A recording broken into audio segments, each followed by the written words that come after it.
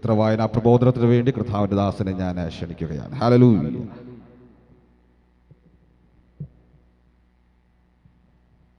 എല്ലാവർക്കും സുസ്ഥാനങ്ങൾ എഴുന്നേറ്റ് നിൽക്കാം. 11-ാമത്തെ സങ്കീർത്തനം വാക്യപ്രതിവാക്യമായി വായിച്ചു കർത്താവിനെ നമുക്ക് മഹത്വപ്പെടുത്താം.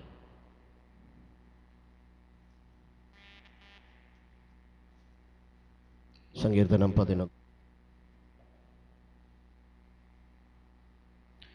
എല്ലാവരും അടുത്തെന്ന് വിശ്വസിക്കുന്നു. ദൈവത്തിൻ്റെ വചനം വായിക്കുന്നു. ഞാൻ യഹോവയെ ശരണമാക്കിയിരിക്കുന്നു. പക്ഷികളെ നിങ്ങളുടെ പർവ്വതങ്ങളിലേക്ക് പറന്നു പോകുവീനെന്ന് നിങ്ങൾ എന്നോട് പറയുന്നത് എങ്ങനെ?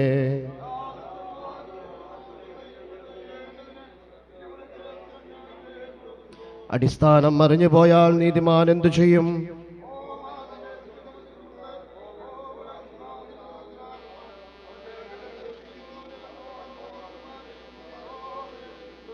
യഹോവ നീതിമാനെ ശോധന ചെയ്യുന്നു, ദുഷ്ടനെയും സാഹസപ്രിയനെയും അവൻ്റെ ഉള്ളം വെറുക്കുന്നു.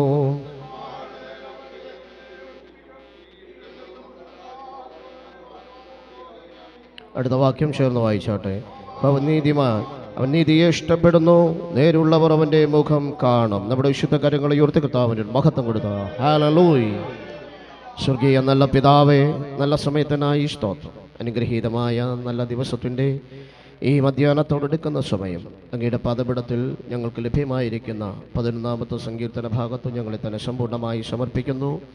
ദൈവദാസന്മാരും ദൈവമക്കളും ഒരുമിച്ച് ഞങ്ങൾ തിരുസന്നിധിയിലേക്ക് അടുത്ത് വരുന്നു. കേൾക്കുന്ന ജനത്തിനും പ്രസംഗിക്കുന്ന അടിയനും ഒരുപോലെ പ്രയോജനം ചെയ്തൊരു ആത്മീയ നിലവാരം ഇതിൻ്റെ അകത്തലുകൾ കർത്താവ് വെളിപ്പെടുത്തണമെന്ന് അങ്ങയോട് ഞങ്ങൾ പ്രാർത്ഥിക്കുന്നു. കൃപയിൽ ഞങ്ങളെ മറയ്ക്കുന്നു, യേശുവിൻ്റെ നാമത്തിൽ തന്നെ. എല്ലാവർക്കും സ്വസ്ഥാനങ്ങളിരിക്കും. കർത്താവിൻ്റെ ധന്യ തിരുനാമത്തിന് സ്തോത്രം ചെയ്യുന്നു. അനുഗ്രഹീതമായ ഒരു മാസയോഗം കൂടെ ഈ സെൻറ്ററിൻ്റെ കീഴിൽ നമുക്ക് കൂടുവാൻ ദൈവമായ കർത്താവ് നൽകി തരുന്ന നല്ല അവസരത്തെ ഓർത്ത് ഞാൻ കർത്താവിന് സകല മഹത്വവും കരയറ്റുകയാണ്.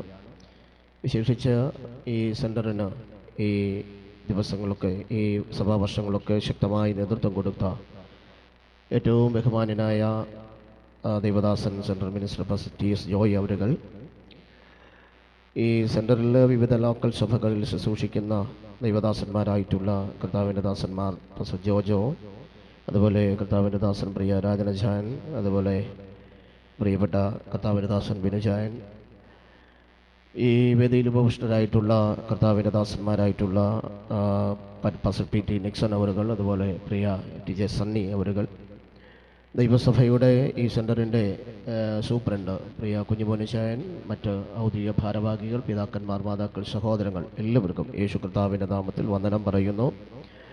സ്ഥലം സഭയ്ക്ക് അനുഗ്രഹീതമായ നിലയിൽ നേതൃത്വം കൊടുക്കുന്ന എൻ്റെ ആത്മസ്നേഹിതനും വൈകാരികമായ കുടുംബത്തോട് എനിക്കൊരുപാട് അടുപ്പമുണ്ട്. കർത്താവിൻ്റെ ദാസൻ പാസ്റ്റർ റൈസൻ V ജോർജ്, അദ്ദേഹത്തിൻ്റെ പിതാവ്.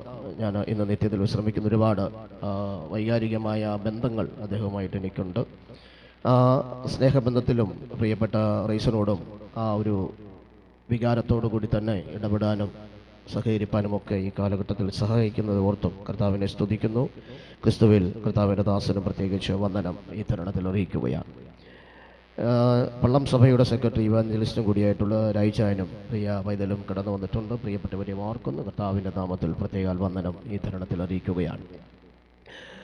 ദൈവസഭയുടെ ഈ സഭാവർഷത്തെ അവസാനത്തെ, ഈ കുട്ടനാട് സെൻറ്ററിൻ്റെ അവസാനത്തെ മാസയോഗമാണല്ലോ ഈ പകൽ കൂടുന്നത്. ഈ പ്രാരംഭത്തിൽ തന്നെ പറഞ്ഞ ചില കാര്യങ്ങൾ, പരിമിതമായ ചില സാഹചര്യങ്ങൾ ഈ സെൻറ്ററിൻ്റെ ഭാഗത്തുണ്ട് എങ്കിലും പരിധി കൂടാതെ നമ്മളെ അനുഗ്രഹിക്കുന്ന ഒരു ദൈവം നമുക്കൊപ്പമുള്ളതാണ് ഈ കാലഘട്ടത്തിൽ നമ്മെ നയിക്കുന്നത് എന്നുള്ളതിനെ ഞാൻ വളരെ സന്തോഷത്തോടു കൂടി ഓർക്കുകയാണ്. വിശേഷിച്ച് നമ്മുടെ ചാത്തങ്കേരി സഭയിൽ ഒരു വത്സല പിതാവ് കഴിഞ്ഞ രാത്രിയിൽ താൻ പ്രിയം വെച്ച കൃതകരങ്ങളിലേക്ക് മറയപ്പെടുവാനിടയായി. അതിൻ്റെ 1-2 കാര്യങ്ങൾ രാവിലെ അവിടെ ക്രമീകരിക്കേണ്ടതായിട്ടുണ്ടായിരുന്നു. അതിന് ശേഷമാണ് വേഗത്തിൽ ഇങ്ങോട്ട് കടന്നു വരുവാനിടയായത്. ആ ഭവനവുമായി ബന്ധപ്പെട്ട് ധാരാളം ചാത്തങ്കേരി സഭയെ സംബന്ധിച്ച് എല്ലാവരും റിലേറ്റീവ് ആയിട്ടുള്ള ആളുകളാണ്. അവിടുത്തെ ആളുകൾ വെറും ബന്ധങ്ങളല്ല, ഏറ്റവും അടുത്ത ബന്ധങ്ങളാണ്. അപ്പൻ, മക്കൾ, കൊച്ചുമക്കൾ, ജ്യേഷ്ഠൻ, സഹോദരൻ, ഇങ്ങനെ ഏറ്റവും അടുത്ത ബന്ധങ്ങളാണെല്ലാം. അതുകൊണ്ട് തന്നെ മരണവുമായി ബന്ധപ്പെട്ട് ആ ഭവനത്തിൽ അത്യാവശ്യ കാര്യങ്ങളുമായിട്ട് പല ആളുകൾ നിൽക്കുന്നത് കൊണ്ട് തന്നെ ഇന്ന് അവിടെ നിന്ന് പലരും കടന്നു വരാൻ ആഗ്രഹിച്ചിട്ടും കടന്നു വരാൻ കഴിഞ്ഞില്ല. ദൈവനാമത്തിൽ ഞാനതിന് സഭയോട് ക്ഷമ ചോദിക്കുകയാണ്. ദൈവം അനുവദിച്ചാൽ അനന്തര ദിവസങ്ങൾ നടക്കുന്ന മീറ്റിങ്ങിൽ ഒരുമിച്ച് സംബന്ധിക്കാൻ കഴിയട്ടെ എന്ന് ഞാൻ ആത്മാർത്ഥമായി ആഗ്രഹിക്കുകയും പ്രാർത്ഥിക്കുകയും ചെയ്യുകയാണ്. പരിമിതമാകുന്ന സമയത്ത് നിന്നുകൊണ്ട് ഈ 11-ാമത്തെ സങ്കീർത്തന ഭാഗത്തു നിന്ന് ഒന്ന് രണ്ട് ചിന്തകൾ, ഒന്ന് രണ്ട് ആശയങ്ങൾ നിങ്ങളോട് വേഗത്തിൽ കൈമാറി ഞാൻ എൻ്റെ വാക്കുകൾക്ക് അവസാനം കുറിക്കുവാൻ ദൈവനാമത്തിൽ ശരണപ്പെടുകയാണ്. ദാവീദിൻ്റെ സങ്കീർത്തനമായിട്ട് നമുക്കിതിനെ കാണുവാൻ കഴിയുന്നുണ്ട്. ഇതിൻ്റെ ഏറ്റവും പ്രധാനപ്പെട്ട വിഷയമെന്ന് പറയുന്നത് മനുഷ്യപുത്രന്മാരെ ശോധന ചെയ്യുന്ന ഒരു ദൈവമുണ്ട് എന്ന് ദാവീദ് ഈ 11-ാം സങ്കീർത്തനത്തിൽ പറയുകയാണ്. നമ്മെ അടുത്ത് ശോധന ചെയ്യുന്ന ദൈവം, നമ്മെ തൂക്കി നോക്കുന്നൊരു ദൈവം. സ്തോത്രം. കഴിഞ്ഞ ദിവസങ്ങളിലൊക്കെ ഞാൻ ചർച്ചിൽ പ്രസംഗിക്കുമ്പോൾ ഞാൻ പറഞ്ഞൊരു കാര്യമാണ്, നമ്മളെ ഈ ആഴമായി നമ്മളെ തിരിച്ചറിയുന്ന, ആഴമായി നമ്മളെ ശോധന ചെയ്യുന്ന, നമ്മളെ വിവേചിക്കുന്ന ഒരു ദൈവം. സ്തോത്രം. നമ്മെ ഉള്ളതുപോലെ പല ആളുകൾക്കും അറിയാൻ കഴിയാതെ വരുമ്പോൾ നമ്മെ ശരിയായി അറിയുന്നൊരു ദൈവത്തെയാണ് ഈ പകലാരാധന. സ്തോത്രം പറഞ്ഞാട്ടെ. Hallelujah, hallelujah. അതുകൊണ്ട് തന്നെ സങ്കീർത്തനക്കാരൻ ഇങ്ങനെ പറയുന്നുണ്ട്, മനുഷ്യരിൽ ആശ്രയിക്കുന്നതിനേക്കാൾ നല്ലത് യഹോവയിൽ ആശ്രയിക്കും. കാരണം അവിടെ കിട്ടുന്ന ഒരു സുരക്ഷിതത്വം പോലെ വേറെ എങ്ങും കിട്ടത്തില്ല. സ്തോത്രം പറ. ഹല്ലേലൂയ. ദൈവകരത്തിലുള്ള സുരക്ഷിതത്വം പോലെ മറ്റ് ഒരിടത്തും നമുക്ക് കിട്ടത്തില്ല. സ്തോത്രം പറയാമോ പ്രിയരെ? അതുകൊണ്ട് തന്നെ സങ്കീർത്തനക്കാരനായിരിക്കും ദാവീദ് 11-ാം സങ്കീർത്തനം 7 വാക്യത്തിൽ എഴുതിക്കൊണ്ട് തന്നെ ആധികാരികമായി പറയുന്ന ഏറ്റവും പ്രധാനപ്പെട്ട കാര്യം, നമ്മെ അറിയുന്ന അല്ലെങ്കിൽ നമ്മെ ശോധന ചെയ്യുന്ന ഒരു ദൈവം. സ്തോത്രം. ഒന്ന് രണ്ട് കാര്യങ്ങൾ വേഗത്തിൽ അതുമായി ബന്ധപ്പെട്ട് പറയാം. യഹോവയെ ശരണമാക്കി മുൻപോട്ട് പോകുന്ന ഒരു ഭക്തനെ സംബന്ധിച്ചുള്ള ഒരു മനോഹര ഗാനമായിട്ടാണ് ഇതിനെ കാണുവാൻ തക്കവണ്ണം കഴിയുന്നത്. അതിൽ 1-ാമത്തെ വാക്യത്തിൽ തന്നെ ഞാൻ പറയുന്നൊരു കാര്യം, ഞാൻ യഹോവയെ ശരണമാക്കിയിരിക്കുന്നു, പക്ഷികളെ നിങ്ങളുടെ പർവ്വതങ്ങളിലേക്ക് പറന്നു പോകുമെന്ന് നിങ്ങൾ എന്നോട് പറയുന്നത് എങ്ങനെ? സ്തോത്രം. ഒരു ആലങ്കാരികമായ പദം ഉപയോഗിച്ചുകൊണ്ട് ഭക്തൻ അവിടെ പറയുകയാണ്, ഞാൻ യഹോവയിൽ ശരണമാക്കിയിരിക്കുന്നു. അതിൻ്റെ 2-ാമത്തെ ഭാഗത്ത് പ്രത്യേകിച്ച് പറയുന്നൊരു കാര്യം, പക്ഷികളെ നിങ്ങൾ പർവ്വതങ്ങളിലേക്ക് പറന്നു പോകുവിനെന്ന് നിങ്ങൾ എന്നോട് പറയുന്നത് എങ്ങനെ? സ്തോത്രം. പല പ്രതിസന്ധികളുടെ നടുവിൽ, പല പ്രശ്നങ്ങളുടെ നടുവിൽ, അയവില്ലാതെ ഉയർന്നു വരുന്ന പ്രതികൂല സാഹചര്യങ്ങളുടെ നടുവിൽ ഓടി മറഞ്ഞു പോകാൻ പലരും ഭക്തനോട് പറഞ്ഞിട്ടും ആ ഭക്തൻ 1-ാമത്തെ വാക്യത്തിൽ പറയുകയാണ്, ഞാൻ ശരണമാക്കിയിരിക്കുന്നത് യഹോവയെയാണ്. സ്തോത്രം പറയാമോ? ഉയർന്നു വരുന്ന പ്രതികൂല സാഹചര്യങ്ങളെ കണ്ട് ഭയപ്പെടാനല്ല നിന്നെ വിളിച്ചത്. ഉയർന്നു വരുന്ന പ്രതികൂലത്തിന്റെ കാറ്റുകളെ കണ്ട് ഓടി മറയാനല്ല നിന്നെ വിളിച്ചത്. ഭക്തൻ പറഞ്ഞതുപോലെ ഈ പകൽക്കാലം ഒന്നുകൂടെ പറയാൻ ഇടയാകട്ടെ, ഈ പ്രശ്നങ്ങളുടെ നടുവിൽ ഞാൻ ശരണമാക്കിയിരിക്കുന്നത് എന്നെ വീണ്ടെടുക്കാൻ കരുത്തുള്ളൊരു ദൈവകരത്തിലാണെന്ന് ഈ പകൽക്കാലം തിരിച്ചറിയുന്നവർ ആമീൻ പറഞ്ഞാട്ടെ പ്രിയരേ. സ്തോത്രം. ഈ മനുഷ്യന്റെ രാജകീയ ഭരണത്തിന് വിരോധമായി നിന്ന ഒരു ഘട്ടം. സ്തോത്രം. അറിയാമല്ലോ നമുക്ക്, ദാവീദിന്റെ ജീവിതത്തിൽ ഭരണം പിടിച്ചെടുക്കാൻ മകൻ തന്നെ അല്ലെ, സൗന്ദര്യമുണ്ടെങ്കിലും ബുദ്ധിയില്ലെന്നാ പറയുന്നത് അല്ലേ? ദൈവവചനം പറഞ്ഞ സൗന്ദര്യമുണ്ട്, പക്ഷെ അവന് ബുദ്ധിയില്ല, വിവേകമില്ല. വിവേകവും ബുദ്ധിയും ഈ നമുക്ക് ശരിയായ നിലയിൽ ലഭ്യമാകണം. നമ്മൾ നന്നായി ദൈവത്തെ അറിയണം. സ്തോത്രം പറ. ഹല്ലേലൂയ. പറഞ്ഞു മനസ്സിലായോ? അപ്പം ഈ മനുഷ്യന്റെ ഈ ഭരണത്തിന് വിരോധമായി എന്ന് പറഞ്ഞാൽ അധികാരത്തെ പിടിച്ചെടുക്കാൻ വേണ്ടി നിലനിൽക്കുന്ന പ്രതിസന്ധികൾക്കകത്തളങ്ങളിൽ നിന്ന് ഇയാളെ എങ്ങനെങ്കിലും എങ്ങോട്ടെങ്കിലും ഒന്ന് ഓടിച്ചു കളഞ്ഞിട്ട്, സ്തോത്രം, ഈ കസേരയിൽ എങ്ങനെ ഇരിക്കാമെന്ന് ആഗ്രഹിച്ചിരിക്കുന്ന ഒരു പ്രതികൂല സാഹചര്യത്തിന് നടുവിൽ, സ്തോത്രം, ഒരുപാട് പേര് വന്ന് പറഞ്ഞു പൊക്കോ. ഒരു പക്ഷിയോട് പറയുന്നത് പോലെ പറയുന്നത് അല്ലേ? സ്തോത്രം. പൊക്കോ, ഓടി മറഞ്ഞു, പർവ്വതങ്ങളിലേക്ക് പൊക്കോ എന്ന് പറഞ്ഞാൽ എവിടെങ്കിലും പോയി അങ്ങ് ഒളിച്ചോളാനാ പറഞ്ഞത്. സ്തോത്രം. പക്ഷേ ആ ദാവീദ് പറയുകയാണ്, ആ പ്രതിസന്ധിയുടെ നടുവിൽ ദാവീദിന് ആ പ്രതികൂലങ്ങളുടെ മധ്യത്തിൽ ഓടാൻ പറഞ്ഞവരോട് പറയാൻ ഒരു വാക്കേ ഉണ്ടായിരുന്നല്ലോ, ഞാൻ ശരണമാക്കിയിരിക്കുന്നത് എന്റെ ദൈവത്തിങ്കലാണ്. ഈ പകൽക്കാലം നിന്നെ തകർക്കുന്നവരെ, നിന്നെ ഇല്ലാതെയാക്കാൻ നോക്കുന്നവരുടെ നടുവിൽ ഇന്ന് പകൽക്കാലം നീ മുറുകെ പിടിച്ചിരിക്കുന്ന അചഞ്ചലമായ വിശ്വാസത്തിന്റെ അകത്ത് നിന്നെ പരിപാലിക്കുന്ന ഒരു ദൈവമുണ്ടെന്ന് ഈ പകൽക്കാലം തിരിച്ചറിയുവാനിടയാകട്ടെ. സ്തോത്രം. ഹല്ലേലൂയ. ശത്രുവിന് നമ്മെ മുക്കിക്കളയാനാ താല്പര്യം, ദൈവത്തിന് നമ്മെ ലിഫ്റ്റ് ചെയ്യാനാ താല്പര്യം. സ്തോത്രം പറയാമോ? ശത്രുവിന് നമ്മെ തകർക്കാനാ താല്പര്യം, ദൈവത്തിന് നമ്മെ ഉയർത്താനാ താല്പര്യം. ഇന്ന് പകൽ നീ മുറുകെ പിടിച്ചിരിക്കുന്ന ദൈവകരത്തിലാണെങ്കിൽ നിന്നെ തകർക്കാൻ കഴിയാത്തതുപോലെ ദൈവം നിനക്ക് വേണ്ടി പ്രവർത്തിക്കുമെന്ന് ഈ പകൽക്കാലം തിരിച്ചറിഞ്ഞു വേണം ദൈവത്തെ മഹത്വം കൊടുക്കാൻ. സ്തോത്രം. രണ്ടാമത്തെ വാക്യത്തിലേക്ക് വരുമ്പോൾ ഇതാ, ദുഷ്ടന്മാർ ഹൃദയപരമാർത്ഥികളെ പോലെ ഇരുട്ടത്ത് എയ്യേണ്ടതിന് വില്ലുകുലച്ച് അസ്ത്രം ഞാനെന്മേൽ തൊടുക്കുന്നു. സ്തോത്രം. എത്രയോ പതിയിരിപ്പുകാർ എനിക്കും നിനക്കുമെതിരെ ഉണ്ടെന്നറിയാമോ? എത്രയോ ആയുധധാരികൾ എന്നെയും നിന്നെയും ചുറ്റി വളഞ്ഞു നിൽക്കുന്നുണ്ടെന്നറിയാമോ? പക്ഷെ ഭക്തൻ അന്നാരവും പറയുന്ന അചഞ്ചലമായ ഒരു വിശ്വാസത്തിൽ, തകർന്നു പോകാത്തൊരു വിശ്വാസത്തിൽ ഉറച്ചു നിന്നുകൊണ്ട് ദൈവജനത്തെ നോക്കിയിട്ട് സങ്കീർത്തനക്കാരൻ പറയുക, ഞാൻ പിടിച്ചിരിക്കുന്ന ദൈവമാരാണെന്ന് എനിക്ക് ഉത്തമ ബോധ്യമുണ്ടെന്ന് ദാവീദ് വിളിച്ചു പറയുവാനിടയായി. സ്തോത്രം. ഈ ഇരുട്ടത്തെ എഴുത്തെന്നൊക്കെ പറഞ്ഞാൽ ചെറിയ കാര്യമല്ല. പണ്ട് ഞാൻ ഈ രാഷ്ട്രീയ പ്രവർത്തനമൊക്കെ ആയിട്ട് നടക്കുന്ന സമയം മിക്ക ദിവസവും ഒരു സന്ധ്യയാകുമ്പോഴത്തേക്ക് കോഫി ഹൗസിൽ വന്ന കോഫി ഹൗസിലെ രാഷ്ട്രീയ ചർച്ചകളും ഇടപെടലും കാര്യങ്ങളും എല്ലാം കഴിഞ്ഞ് അവിടെ നിന്ന് പിന്നെ ടൗണിൽ ഇറങ്ങി കുറേ നേരം കൊടുത്ത് എങ്ങനെ കളിച്ചാലും ഒരു 2 മണിയാകാതെ വീട്ടിലെത്തില്ല. അങ്ങനെ അന്ന് ഒരു ചേതക്ക, ആദ്യം ഉണ്ടായിരുന്ന ഒരു ചേതക്ക സ്കൂട്ടർ, മുത്തൂർ ആൽത്തറ ജംഗ്ഷനിൽ നിന്ന് ഞാൻ എൻ്റെ വീട്ടിലേക്കുള്ള യാത്രയിൽ പോകുന്ന വഴിക്ക് ഒരു കാരിക്കോട്ട് അമ്പലം എന്ന് പറയുന്നൊരു അമ്പലമുണ്ട്. കാരിക്കോട്ട് അമ്പലം അറിയാമായിരിക്കാം. അതിനൊരു പഴയൊരു കലിങ്കുണ്ട്. ഞാൻ ആ ഭാഗം അങ്ങോട്ട് കവർ ചെയ്ത് ആ കലിങ്ക് ക്രോസ് ചെയ്ത് ഞാൻ നേരെ പോകുമ്പം ഭൂ ഭൂ എന്ന് പറഞ്ഞ് 2-3 ശബ്ദം കേൾക്കാം. ഞാൻ വിചാരിച്ചു നമ്മൾ ഈ സ്കൂട്ടറിൽ ഇങ്ങനെ വിട്ടു പോകുമ്പോഴത്തേക്ക് ഈ വവ്വാല് വന്ന് ചിലപ്പോൾ അടിക്കുക, അതിൻ്റെ സൗണ്ട് ചിലപ്പോൾ അതായിരിക്കും എന്ന് വിചാരിച്ചു. കുറേ കാലങ്ങൾ കഴിഞ്ഞു, രക്ഷിക്കപ്പെട്ടു, വിശ്വാസ ജീവിതത്തിലേക്ക് വന്നു. എൻ്റെ ആദ്യത്തെ പരസ്യയോഗത്തിൻ്റെ പ്രസംഗം കോട്ടാലി പാലത്തില. കാരണം അവിടാണ് ഞാൻ പ്രസംഗിക്കേണ്ടത്. സ്തോത്രം പറഞ്ഞില്ല ആരും. അവിടെ തന്നെ ഞാൻ പ്രസംഗിക്കേണ്ടി. ഞാൻ അവിടെ പ്രസംഗം നടത്തി, ആദ്യത്തെ എൻ്റെ പ്രസംഗം കേട്ടോ. ആ പ്രസംഗം കഴിഞ്ഞ് ഞാൻ മൈക്ക് കൊടുത്ത്, അപ്പോൾ അടുത്തുള്ളൊരു കുഞ്ഞുമോളെന്ന് പറഞ്ഞ ആൻറ്റി ഞങ്ങൾക്കെല്ലാം സ്ക്വാഷ് ഈ വെള്ളം കലക്കി കൊടുത്ത് ഒരു ഗ്ലാസ് വെള്ളം കുടിച്ച് ഞാൻ അങ്ങോട്ട് ഇരുന്നപ്പം എൻ്റെ ഒരു സ്നേഹിതൻ, ഒരു ചെറുപ്പക്കാരൻ, ഇന്ന് CITUവിൻ്റെ പണിയിലൊക്കെ നിൽക്കുന്ന സുനിൽ എന്ന പേര്, നിങ്ങൾക്കറിയാം, ചേമ്പിളി എന്നൊക്കെയാണ് വിളിക്കുന്നത്. പക്ക ക്രിമിനലാണ്.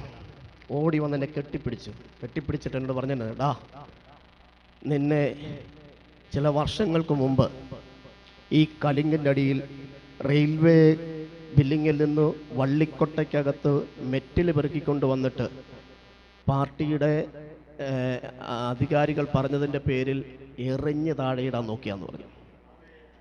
സോദരം, അപ്പോൾ ഈ ശബ്ദം എൻ്റെ മുഖനാവിൽ കൂടി ഇങ്ങനെ കടന്നു പോകുമ്പോൾ ശബ്ദം കേട്ടപ്പോൾ ഞാൻ വിചാരിച്ചു പോവാല. പക്ഷേ ഇവൻ പറയുമ്പോഴറിയുന്നത് മെറ്റിലും കൊണ്ട് എറിഞ്ഞതാ.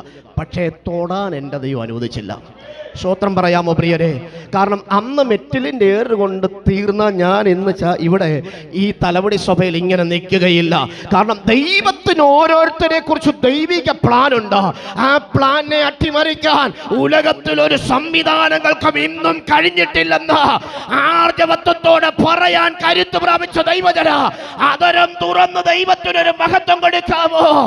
ഈ വചനഭാഗത്തൊരു വാക്യം പ്രധാനമായി കൊടുക്കുന്നുണ്ട്. ഇങ്ങനെയാണ് അത് പറയുന്നത്. സ്തോത്രം. എന്താണെന്നറിയാമോ? ആ വാക്യം എന്താണെന്നറിയാമോ? ഒരു നീതിമാനെ കുറിച്ച് ഇവിടെ പറയുന്നുണ്ട്. അടിസ്ഥാനം മറിഞ്ഞു പോയാൽ നീതിമാൻ എന്തു ചെയ്യും? സ്തോത്രം. കണ്ടോ? ആ വാക്യം ഒന്ന് വായിച്ചോട്ടെ വേഗത്തിൽ. 3-ാം വാക്യം. അടിസ്ഥാനം മറിഞ്ഞു പോയാൽ എന്തു ചെയ്യും? 4-ാം വാക്യം. യഹോവ തന്റെ വിശുദ്ധ മന്ദിരത്തിലുണ്ട്. യഹോവയുടെ ആ ആ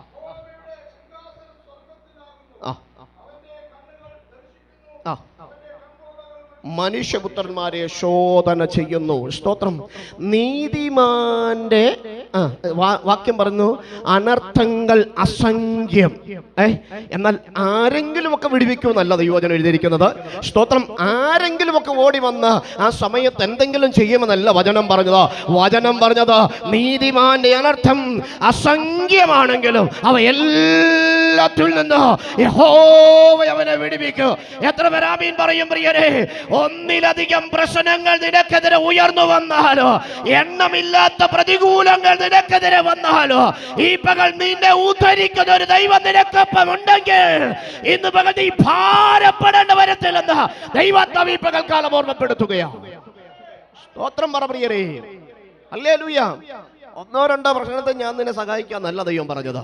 സ്തോത്രം. വചനം അങ്ങനല്ല പറഞ്ഞത്. സ്തോത്രം. അല്ലെങ്കിൽ പഞ്ചായത്തിൽ ആരെങ്കിലും ഓടിയൊന്ന് സമയത്ത് നിന്നെ അങ്ങ് സഹായിച്ചോളും എന്നല്ല പറഞ്ഞത്. നീതിമാന്റെ അനർത്ഥം അസംഖ്യമാണെങ്കിൽ അവ എല്ലാത്തിൽ നിന്നും ഒന്ന് കുറയാതെ, ഒന്നുപോലും വിട്ടുകളയാതെ നിന്നെ സംരക്ഷിക്കുന്ന ഒരു ദൈവമുണ്ട്. പ്രാർത്ഥിക്കുന്ന നിനക്ക് വേണ്ടി, ആരാധിക്കുന്ന നിനക്ക് വേണ്ടി ഇന്നും എന്നും പ്രവർത്തിക്കാൻ കരുത്തുള്ള ഒരു ദൈവമുണ്ടെന്ന് ഈ പകൽക്കാലം തിരിച്ചറിയുവാൻ തക്കവണ്ണം ഇടയാകട്ടെ. സ്തോത്രം. ഹല്ലേലൂയ. അവിടെ പറയാം നീതിമാന്റെ അനർത്ഥം അസംഖ്യം. നീതിമാനെ സംബന്ധിച്ച് സ്തോത്രം ദൈവം തന്നെ പരിച കൊണ്ട് മറയ്ക്കും. സ്തോത്രം. അല്ലേ? ദയ കൊണ്ട് മറയ്ക്കും. സ്തോത്രം പറ. ഹല്ലേലൂയ. ദൈവത്തിന്റെ മനസ്സാണ്. അല്ലേ? ദൈവത്തിന് മനസ്സുണ്ട്. അല്ലേ? ദൈവത്തിന് മനസ്സുണ്ട്. കാരണം ദൈവം സ്തോത്രം ഒരേ സമയത്ത് മനുഷ്യനും ഒരേ സമയത്ത് ദൈവമാണ്. സ്തോത്രം. നമ്മെ അറിയുന്ന ദൈവം എന്ന് പറഞ്ഞാൽ അറിയാൻ കരുത്തുള്ളൊരു മനസ്സ് നമ്മുടെ ദൈവത്തിനുണ്ട്. സ്തോത്രം പറയാമോ? അതുകൊണ്ടാണ് ഞാൻ ആദ്യം തന്നെ പറഞ്ഞത്, നിന്നെ ഉള്ളതുപോലെ ആർക്കും അറിയാൻ കഴിയുന്നില്ലെങ്കിൽ നിന്റെ ഉള്ളിനെ അറിയുന്ന ഒരു ദൈവമുണ്ടെന്ന് ഈ പകൽക്കാലം സങ്കീർത്തനക്കാരൻ പറയുകയാ. നിന്റെ സങ്കടങ്ങളെ കണ്ടൊരു ദൈവമുണ്ട്, നിന്റെ കണ്ണുനീരിനെ കണ്ടൊരു ദൈവമുണ്ട്, നിന്റെ പ്രശ്നങ്ങളെ അറിഞ്ഞൊരു ദൈവമുണ്ട്. ആ ദൈവമാണ് ഈ പകൽക്കാലം പറയുന്നത്, ഞാൻ നിന്നെ അറിയുന്ന ദൈവമാണ്. ഹല്ലേലൂയ. ഹല്ലേലൂയ. അവിടെ പറയാം നീതിമാൻ അടിസ്ഥാനം മറിഞ്ഞു പോയാൽ എന്ത് ചെയ്യും? ചോദിക്കുന്നവൻ അറിയത്തില്ലെങ്കിലും കേട്ട നീതിമാൻ അറിയാം. എന്താ കാര്യം എന്നറിയാമോ? നിൽക്കുന്നതാരിലാണെന്ന ബോധ്യം. ഞാൻ അവസാനിപ്പിക്കുകയാ. സ്തോത്രം. നിൽക്കുന്നതാരില. ചോദിച്ചവൻ പറയാ, ചോദിച്ചവൻ അറിയത്തില്ല. ചോദിച്ചവൻ പറയാ, നിന്റെ നീതി നഷ്ടപ്പെട്ടു പോവാ. സ്തോത്രം. നിന്റെ അടിസ്ഥാനം മറിഞ്ഞു പോവാ. സ്തോത്രം. എന്നിട്ട് ചോദിക്കാം, നീ എന്നോ ചെയ്യും? ചോദിക്കുന്നവൻ അറിയത്തില്ലെങ്കിലും സ്തോത്രം നിൽക്കുന്ന നിനക്കറിയാം. കാര്യം എന്താണെന്നറിയാമോ? നിന്റെ അടിസ്ഥാനത്തെ മറിച്ചു കളയാ. ശത്രു ഇരുട്ടത്ത് നിനക്ക് എഴുതയുകളയുമ്പോ, നിനക്കെതിരെ അസ്ത്രം ഞാനിന്മേൽ തൊടുക്കുമ്പോ അതിനെ വഴിതിരിച്ചു വിടാൻ കരുത്തുള്ളൊരു ദൈവമുണ്ടെന്ന് ഈ പകൽക്കാലം തിരിച്ചറിയുന്നവർ കർത്താവിന് മഹത്വം കൊടുക്കട്ടെ. സ്തോത്രം. ആരാ എഴുതിയത്? ദാവീദ്. സ്തോത്രം. ചിന്തകൻ എഴുതിയിരിക്കുന്ന ഒരു പുസ്തകം ഇങ്ങനെയാണ്. ദാവീദിന്റെ കൊട്ടാരത്തിന്റെ ചുവര് നോക്കിയാൽ എല്ലാം ദ്വാരമാണ്, സുഷിരങ്ങളാണ്. എന്താന്ന് ചോദിച്ചാൽ പറയും, അവിടെ വാക്യമുണ്ടല്ലോ, എന്താന്ന് ചോദിച്ചാൽ ദാവീദ് പറയും, ശൗല് മാറി നെയ്റോടേറാ. എന്താ? ശൗല് മാറി നിന്ന് ഏറോടേറാ. സ്തോത്രം. കൊണ്ടതല്ല എവിടാ? സ്തോത്രം പറ. എന്തുകൊണ്ടാ ദാവീദിന്റെ ശരീരത്തിൽ പോറല് പോലും ഏൽക്കാഞ്ഞേ? മനസ്സിലാകുന്നുണ്ടോ? മനസ്സിലാകുന്നുണ്ടോ പ്രിയരെ? സ്തോത്രം. ഹല്ലേലൂയ. നൂറുകണക്കിന് ആയുധങ്ങൾ വീണ തുളകൾ ആ അന്തപുരത്തിന്റെ ചുവരിന്റെ അകത്തളങ്ങൾ നിലനിൽക്കുമ്പോൾ, അതൊരു സാക്ഷ്യമായി നിൽക്കുമ്പോ ദാവീദിന് പറയാനൊരു കാര്യമുണ്ട്. 1000 കുന്തമുനകൾ എനിക്കെതിരെ ഉയർന്നു വന്നപ്പോഴും അതിന്റെ ഉന്നത്തെ തെറ്റിച്ചൊരു ദൈവം എന്റെ മുൻപിലുണ്ട്. ഈ പകൽക്കാലം എത്ര പേർക്ക് മനസ്സിലാകുന്നുണ്ട് പ്രിയരെ? നിനക്കെതിരെ ഉയർന്നു വരുന്ന ആയുധങ്ങളെ വഴിതിരിച്ചു വിടാൻ കരുത്തുള്ളൊരു ദൈവമാ ഈ പകൽ നീ ആരാധിക്കുന്ന ദൈവം എന്ന് ഈ പകൽക്കാലം ഓർത്തോണം. സ്തോത്രം. അതുകൊണ്ട് സങ്കീർത്തനക്കാരനോട് ചേർന്ന് നിന്നുകൊണ്ട് നമുക്കൊന്ന് പറയാം. സ്തോത്രം. നമ്മുടെ ദൈവം നീതിമാനായ ദൈവമാണ്. സ്തോത്രം. 11 അധ്യായം 1 വാക്യത്തിൽ ഒന്നുകൂടെ വായിച്ചാട്ടെ. ഞാൻ യഹോവയെ ശരണമാക്കിയിരിക്കുന്നു, പക്ഷികളെ. ഈ ആഫ്രിക്കയുടെ തെക്കൻ പ്രദേശങ്ങളിൽ മാത്രം കാണുന്ന ഒരു പക്ഷിയെയാണ് ഇവിടെ ഉദ്ധരിച്ചിരിക്കുന്നത്. അതിന് പ്രത്യേകതയുണ്ട്. അവിടുത്തെ ഈ മരങ്ങളുടെ പ്രത്യേകത ഭയങ്കര ഉയരമുള്ള മരങ്ങളാണ്. ഈ ഉയരമുള്ള മരത്തിൻ്റെ ഏറ്റവും അഗ്രത്തിലുള്ള ചില്ലിലാണ് ഈ പക്ഷിയുടെ ഇരിപ്പ്. ആ രാജ്യത്തെ ഒരു പക്ഷിയാണ് ഈ പക്ഷിയുടെ ഇരിപ്പ്. അപ്പം വട്ടമടിക്കുക, കാറ്റ് വട്ടമടിക്കുക, ഏറ്റവും അഗ്രത്തിരിക്കുക ഈ പക്ഷി. ഊഞ്ഞാലാടുന്നത് പോലെ ആടുക. മനസ്സിലാകുന്നുണ്ടോ? ഊഞ്ഞാലാടുന്നത് പോലെ ആടുക. സ്തോത്രം. പക്ഷേ ഈ ആ പക്ഷിയെക്കുറിച്ചുള്ള ചരിത്രഭാഗങ്ങൾ വായിക്കുമ്പോൾ അതിനകത്ത് കാണുന്നത് ഈ പ്രയാസകരമായ കാറ്റതിനെ ആടി ഉലഞ്ഞ് ഇത് ഇപ്പോൾ താഴെ വീഴുമെന്ന് പറയുമ്പോഴും ആ പക്ഷി ആ അറ്റത്ത് ഏറ്റവും അഗ്രത്തിലെ കൊമ്പിലിരുന്ന് ഈണത്തിൽ പാടുക. സ്തോത്രം പറ. സമാനമായ പ്രതിസന്ധികൾ നിന്റെ ജീവിതത്തിൽ അയവില്ലാതെ വന്ന് ആടി ഉലയുന്ന തിരമാലകൾ സമാനമായി നിന്നെ ഉലച്ചു കളയുമെന്ന് പറയുമ്പോഴും ഈണത്തിൽ നീ കർത്താവിന് വീണമിട്ടാൻ ഇടയാകണം. പ്രാരംഭത്തിൽ തന്നെ കർത്താവിന്റെ ദാസൻ റൈസൻ പറഞ്ഞതുപോലെ, മിരിയാം തപ്പെടുത്ത് നൃത്തം ചെയ്തതുപോലെ നിനക്ക് ദൈവത്തിന് മഹത്വം കൊടുക്കാൻ കഴിഞ്ഞ, നിശബ്ദമായി മുഴങ്കാലം അടക്കാൻ കഴിഞ്ഞ, ഹൃദയംഗമായി ദൈവത്തോട് ഇടപെടാൻ കഴിഞ്ഞ, നിന്റെ അയവില്ലാത്ത കൊടുങ്കാറ്റുകളെ മാറ്റിമറിക്കുന്ന ദൈവകരത്തെ കാണാൻ ദൈവാത്മാവ് ഇടയാക്കുമെന്ന് മാത്രം പറഞ്ഞ ഞാൻ എൻ്റെ പ്രബോധന വാക്കുകൾ അവസാനിപ്പിക്കുന്ന അവസരത്തെ ഒരുക്കിയ കർത്താവിൻ്റെ ദാസന്മാർക്ക് നന്ദി. കർത്താവ് അനുഗ്രഹിക്കട്ടെ.